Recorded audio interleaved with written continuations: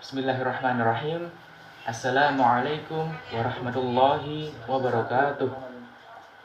Alhamdulillahirabbil alamin wa bihi nasta'in wa ala umurid dunya waddin. Assalatu wassalamu ala asrafil anbiya'i wal mursalin wa ala alihi wa sahbihi ajma'in, amma ba'd. Teman-temanku, saudara-saudariku, para panitia MPT 2022, teman-teman LO dan juga para peserta MPT yang insya Allah berbahagia. Semoga teman-teman semua senantiasa diberikan rahmat serta hidayah oleh Allah Subhanahu wa Ta'ala. Baik teman-teman, izinkan saya untuk menjelaskan terkait FGD, yang nantinya FGD ini merupakan salah satu agenda yang ada pada MPT. Yang pertama terkait tema teman-teman. Jadi FGD nanti akan mengusung tema menjadi mahasiswa organisatoris lebih baik daripada mahasiswa berprestasi. Kemudian selanjutnya terkait mekanisme. Jadi mekanisme FGD nanti akan menggunakan sistem debate. Mengapa sistem debate? Untuk memastikan FGD nanti akan berjalan lebih seru karena ada pihak pro dan pihak kontra yang saling berlawanan. Oleh karena itu dari panitia memutuskan untuk menggunakan sistem debate pada FGD kali ini. Kemudian FGD yang digunakan adalah sistem British Parliamentary System, di mana ada 4 tim yang bermain secara bersama-sama namun secara berurutan. Ada juga sistem yang lain yaitu sistem Asia, di mana ada 2 tim yang langsung bersaing. Namun menurut panitia hal itu kurang cocok dan kurang seru untuk FGD kali ini. Oleh karena itu menggunakan sistem British, di mana ada 4 tim yang bermain secara langsung. Oke, yang pertama yang perlu teman-teman tahu, seperti halnya sistem debate, maka pasti ada pihak pro dan pihak kontra. Pihak pro adalah pihak yang setuju dengan tema atau dalam bahasa lebih expertnya yaitu mosi. Jadi pihak pro adalah yang setuju dengan mosi ini. Kemudian ada juga pihak kontra teman-teman. Pihak kontra adalah pihak yang tidak sepakat dengan mosi ini. Sebagai contoh, jika teman-teman dapat pihak pro, maka teman-teman sepakat bahwasanya menjadi mahasiswa organisatoris itu lebih baik daripada mahasiswa berprestasi. Gitu. Itu yang pertama yang perlu teman-teman tahu. Kemudian yang kedua, pattern atau pola yang teman-teman gunakan pada setiap penyampaian harus memiliki unsur kedua ini. Jadi memiliki unsur ribat dan juga ergiu. Ribat adalah memberikan sanggahan, kemudian ergiu adalah memberikan argumen, dan itu harus ada pada setiap penyampaian kalian. Itu poin kedua yang harus teman-teman tahu. Kemudian poin ketiga yang harus teman-teman tahu, bahwasanya di sini nanti setiap tim harus menyampaikan sebanyak 2 kali dan masing-masing selama 7 menit. Jadi di sini tim yang pertama menyampaikannya 2 kali. Penyampaian pertama dan juga penyampaian kedua, dan masing-masing adalah 7 menit. Jadi totalnya satu tim itu 14 menit gitu teman-teman. Itu yang harus teman-teman tahu untuk poin yang ketiga. Kemudian yang keempat itu terkait urutannya. Jadi urutannya yang pertama jelas dari tim yang pertama terlebih dahulu menyampaikan argumen pro, kemudian dilanjutkan oleh tim kedua untuk memberikan sanggahan dan juga argumen di sini. Kemudian setelah pihak atau tim yang kedua menyampaikan argumen, menyampaikannya selama 7 menit, kemudian dilanjutkan lagi dibalas oleh tim yang pertama memberikan sanggahan dan juga memberikan argumen. Kemudian dibalas lagi oleh tim yang kedua memberikan sanggahan dan juga memberikan argumen. Begitupun seterusnya sampai tim yang terakhir, yaitu tim yang keempat yang terakhir gitu. Kemudian ada beberapa perbedaan di sini teman-teman. Jadi memang patternnya adalah ribat dan argue, memberikan sanggahan dan juga argumen. Namun ada yang spesial bagi teman-teman yang nanti mendapatkan tim yang sebagai tim yang pertama dan penyampaian yang pertama. Ada yang spesial di sini. Karena tim yang pertama ini tidak perlu memberikan sanggahan karena tidak ada sanggahan apapun ya. Jadi namun ada beberapa tanggung jawab yang perlu dilakukan oleh tim yang pertama pada penyampaian pertama kali, yaitu 1, dia harus menjelaskan terkait mosinya. Jadi tim yang pertama ini nanti harus menjelaskan apa itu mahasiswa organisatoris gitu, definisinya apa, contohnya apa gitu. Juga menjelaskan terkait mahasiswa berprestasi. Nah, mahasiswa berprestasi juga harus dispesifikkan. Jadi prestasi itu bentuknya banyak. Ada prestasi di bidang akademik, ada di bidang kerja, ada juga prestasi di bidang lomba, dan prestasinya bentuk yang lain gitu.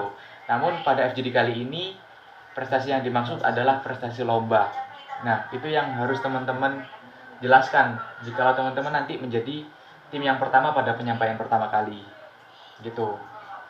Nah, kemudian yang kedua, tim yang pertama pada penyampaian pertama juga harus bertanggung jawab untuk menjelaskan status quo. Status quo itu apa? Status quo adalah status atau apa yang terjadi pada saat ini. Sebagai contoh, teman-teman bisa sebutkan bahwasanya di UTM ini, atau secara lingkup yang lebih luas ya, secara nasional, kalau teman-teman ada datanya itu bisa teman-teman tunjukkan bahwasanya mahasiswa itu lebih suka untuk join ke organisasi daripada berpartisipasi aktif dalam mengikuti lomba-lomba. Nah, itu teman-teman bisa sampaikan gitu. Ya, buktinya teman-teman banyak kan, teman-teman kalian yang lebih banyak ikut organisasi daripada ikut lomba. Tuh, harus teman-teman tunjukkan. Jadi dua tanggung jawab ini memberikan penjelasan terhadap emosi dan juga memberikan status quo atau menjelaskan status quo. Nah, itu poin yang keempat terkait urutannya. Poin yang kelima yang perlu teman-teman tahu bahwasanya nanti teman-teman ini setiap tim kan ada beberapa anggota ya. Nah, itu usahakan sebaik mungkin untuk memanfaatkan semua sumber daya anggota yang ada. Jadi pastikan semua anggota itu speak up semuanya gitu. Jadi pada penyampaian pertama ini 7 menit, maka coba pastikan dibagi gitu ya. Misalkan tim yang pertama itu ada 6 anggota, maka coba dibagi deh. Penyampaian pertama ini 3 orang, kemudian penyampaian yang kedua ini 3 orang lagi sisanya gitu. Karena teman-teman di sini kita belajar untuk berani berbicara di depan umum, sehingga coba pastikan berikan tempat bagi teman-teman anggota untuk speak up semuanya. Kemudian selain itu juga mengapa dari panitia mengarahkan untuk semuanya speak up, karena penilaian FGD ini salah satunya juga terkait kekompakan. Nah, jadi kalau teman-teman kompak artinya banyak anggota kalian yang speak up, maka penilaiannya akan lebih tinggi. Sebagai contoh, misalkan tim yang pertama ini hanya ada 2 yang menyampaikan, maka nilainya tidak akan lebih tinggi daripada kalau tim yang pertama ini semua anggota yang menyampaikan. Nah, itu tinggal teman-teman bagi saja siapa saja yang mau ngomong. Itu jadi minta tolong ya pada teman-teman LO untuk bisa mengarahkan adik-adiknya untuk bisa membagi argumennya nanti gitu. Nah, selanjutnya teman-teman, saran saya teman-teman bisa mempersiapkan argumen yang banyak ya. Jadi jangan menyiapkan hanya 2, tapi teman-teman bisa siapkan sebanyak mungkin yang bisa teman-teman dapat, 6 dan seterusnya, sebanyak mungkin, sebisa mungkin. Karena di sini teman-teman sistemnya debate. Jadi teman-teman selain menyampaikan argumen juga harus menyiapkan untuk bisa menyanggah tim lawan seperti itu. Kemudian teman-teman juga sebenarnya nggak masalah kalau misalkan dari tim teman-teman itu hanya ada sebagian kecil anggota yang speak up, itu nggak masalah.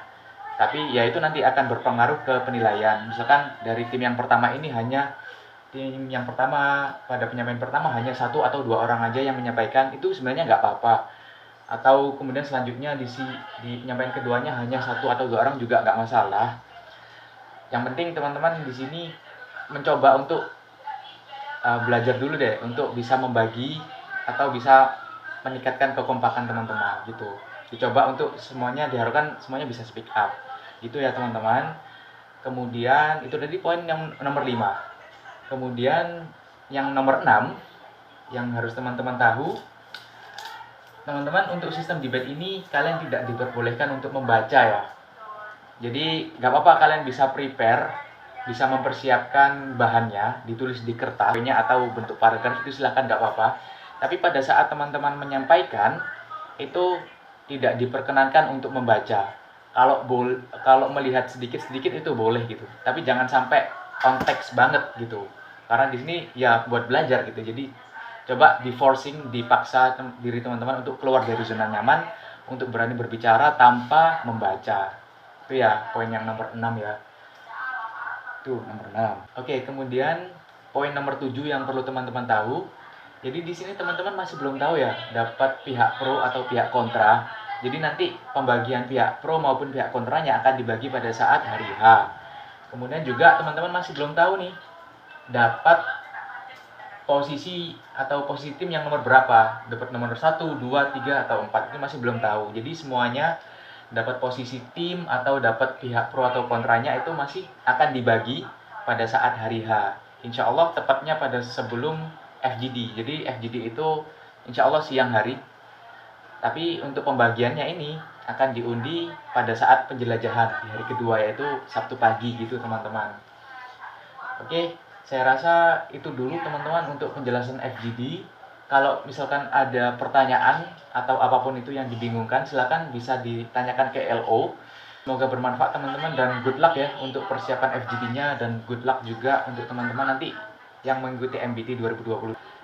Diberikan kelancaran, amin ya rabbal alamin. Itu saja teman-teman, saya tutup. Wassalamualaikum warahmatullahi wabarakatuh.